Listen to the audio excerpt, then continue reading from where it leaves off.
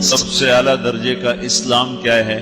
من سلم المسلمون من لسانہ و یدہ۔ زندگی میں یہ طے کر لو، کوئی کتنا ہی تمہیں دکھ پہنچائے، کوئی کتنا ہی تمہاری بےعزتی کرے، چپ ہو جاؤ، سہ جاؤ۔ مرنے والے کی کیا عزت، کیا ذلت، میں نے تو مر کے دیکھا ہے اور مجھے یہ حدیث سمجھ میں آئی ہے بڑی اچھی طرح، موتوا قبل ان تموتوا، کہ مرنے سے پہلے مر جاؤ۔ اس وقت اگر میں مر جاتا تو مجھے کوئی گالیاں دیتا تو مجھے کیا نقصان تھا، اور مجھے کوئی نعرے لگاتا میرے لیے تو میرا کیا نفع تھا۔ تو مرنے سے پہلے مر جاؤ، کوئی تمہیں برا بھلا کہے تو تمہارا کیا نقصان، تمہیں کوئی واہ واہ نعرے لگائے تمہیں کیا نفع ہے۔ اگر اللہ راضی ہے تو مرد آباد اور زندہ باد سے بے نیاز ہو۔ ابو ذر رضی اللہ تعالیٰ عنہ کو ایک آدمی نے گالیاں دی تو انہوں نے فرمایا، بیٹا ایک گھاٹی آگے آ رہی ہے، اس میں گر گیا تو جو کچھ کہہ رہے ہو اس سے بھی زیادہ کا حقدار ہوں، اور اگر پار ہو گیا تو تیری گالیوں سے مجھے کوئی فرق نہیں پڑتا ہے۔ من سلم المسلمون من لسانہ و یدہ موتوا قبل ان تموتوا۔ چونکہ آج کل اخلاق ہیں انتقامی، معاف کرنے والے اخلاق ہیں نہیں، انتقامی اخلاق ہیں۔ ہمارا معاشرہ انتقامی ہے، اچھا کرو گے تو ہم اچھا کریں گے، برا کرو گے تو ہم برا کریں گے، جیسا کہو گے ویسا ہم سے سنو گے۔ یہ ہمارا ماحول ہے، یہ ہمارا۔ ایک ماں کہہ رہی تھی دوسری ماں کو، میرے پترا کدی کسی نے واسطے سلام نہیں کیتا، بڑے فخر سے کہہ رہی ہے، ہمارے اپنے گاؤں کی بدبخت، میرے پترا کدی نہیں کسی نے واسطے سلام کیتا، مائی جڑا کرے انہوں کریں دیں، جڑا نہ کرے انہوں پوچھ دے ہی کوئی نہیں۔ یہ وہ فخر سے کہہ رہی۔ جو سب سے بڑا عیب ہے وہ سب سے بڑا فخر بنا ہو۔ میرے پترا کدی نہیں کسی نے واسطے سلام کیتا۔ جب ماں باپ نے یہ سبق دیا تو اولاد کا کیا قصور ہے؟ ہمارا معاشرہ انتقامی ہے، ایک کی 10 سنانے کا ماحول ہے، تو آپ 100 کی ایک بھی نہ سناؤ۔ احنف بن قیس رضی اللہ تعالیٰ عنہ پہ ایک آدمی نے چڑھائی کر کہنے لگا، ایک سناؤ گے نا تو 10 سنو گے میری طرف سے۔ تو احنف بن قیس کہنے لگے، بھائی تو مجھے 100 بھی سنائے گا نا تو میری طرف سے ایک بھی تو نہیں سنے گا۔ ایک آدمی ان کی بڑی بےزتی کر رہا تھا اور وہ چل رہے تھے اور وہ 100 گالیاں بک رہا ہے۔ جب آ گیا نا قریب شہر تو کہنے لگے، دیکھا میرا قبیلہ یہاں رہتا ہے، اگر کسی نے سن لیا نا تو تیری بڑی دھلائی کر دے گا، تو نے جو مجھے گالیاں دینی میں کھڑا ہوں یہیں تو دے لے، تو اپنا سارا زور پورا کر لے تاکہ آگے تجھے کوئی تکلیف نہ پہنچا دے میری وجہ سے۔ تو وہ پاؤں پہ گر کے معافی مانگنے لگا کہ واقعی تو بڑے حلم والا۔ وہ مشہور تھے اپنے حلم میں، بردباری، اور لوگ ان کا امتحان لینے آیا کرتے تھے کہ بھئی کوئی ہے جو احنف کو غصہ دلا دے، تو لوگ ناکام ہو جاتے تھے، ان کو غصہ نہیں آتا۔ ایسے ایک عرب سردار گزرا، معن بن زائدہ، وہ بھی اپنے حلم میں بڑے مشہور تھے۔ ایک دفعہ لوگوں میں شرط لگ گئی کہ کوئی ہے معن بن زائدہ کو غصہ دلائے تو ہم اس کو انعام دیں گے۔ تو ایک شاعر نے کہا، میں غصہ دلاتا ہوں، تم دیکھنا ایسے سیخ پا ہو جائے گا جیسے جانور۔ تو وہ چلا گیا اس کی مجلس میں، دربار لگا، عرب سردار تھا بہت بڑا، دربار لگا ہوا، تو کہتا السلام علیکم، وعلیکم السلام۔ تو معن بن زائدہ پر ایک دور بڑے فقر کا گزرا تھا، پھر اللہ نے اس کو بہت بڑی سرداری دی، بنو عباس کا بہت بڑا یہ وزیر گورنر تھا۔ تو کہتا اتذکر اذ لحافک جلد شاۃ وَإِذْ نَعْلَاكَ مِنْ جِلْدِ الْبَعِيرِ، کہوں بھائی تو یہ یاد ہے جب تیرا بستر بکری کی کھال تھا اور تیرے جوتے اونٹ کی کھال کے تھے؟ تو کہنے لگا کیوں نہیں یاد، بھلا کوئی ماضی بھی بھولتا ہے؟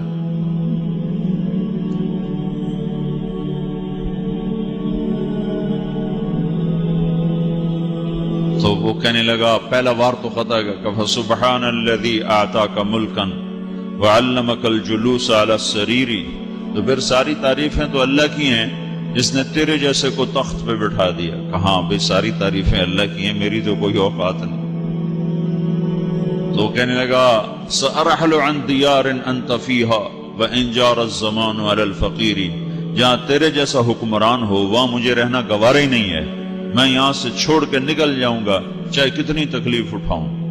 بڑے دربار میں یہ ایک گورنر اور وزیر سے بات ہو رہی ہے، تو وہ کہتا ہے اچھا بھائی اگر تو ہمارے پاس رہے گا تو ہم تیرا اکرام کریں گے، اور اگر تو جانا چاہتا ہے تو پھر رافقت کا سلام۔ تو وہ یہ بار بھی خالی گیا تو کہنے لگا فجد لی ابن ناقصۃ بمال۔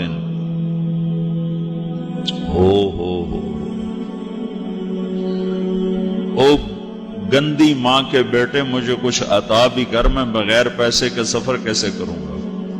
عرب کو کسی کو بھی ماں کی گالی دے دینا، پھر عرب سردار ہو۔ فجد لی ابن ناقصۃ بمال، بری ماں کے بیٹے مجھے کچھ پیسے بھی دے، میں نے جانا ہے۔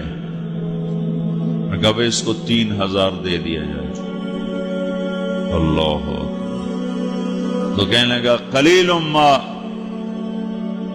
آتیتنی وانی لأطمع منک فی الکثیر، یہ تو بہت تھوڑا تو نے دیا ہے، مجھے اور دے۔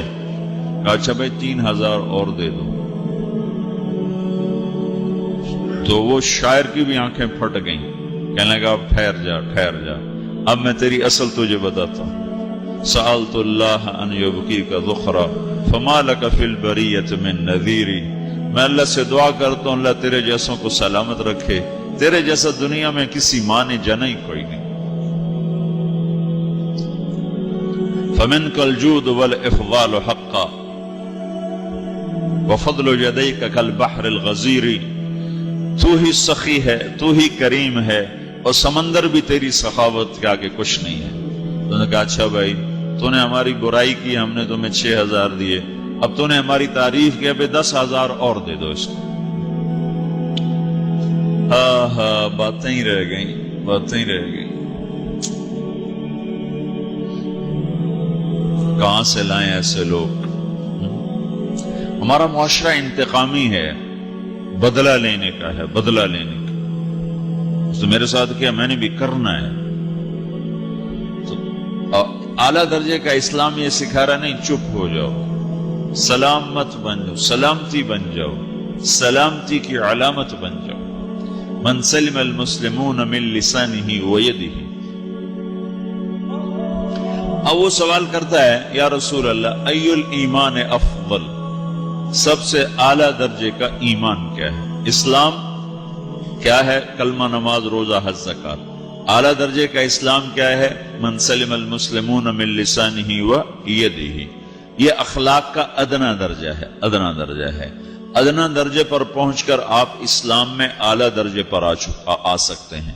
وہ سوال کرتا ہے ایمان کیا ہے؟ تو آپ نے کہا اللہ پر، فرشتوں پر، کتابوں پر، رسولوں پر، موت کے بعد کی زندگی پر، تقدیر پر۔ اب ایک اور سائل سوال کرتا ہے ای الایمان افضل، سب سے اعلیٰ درجے کا ایمان کیا ہے؟ تو آپ نے فرمایا حسن الاخلاق، اچھے اخلاق سب سے اعلیٰ درجے کا ایمان ہے۔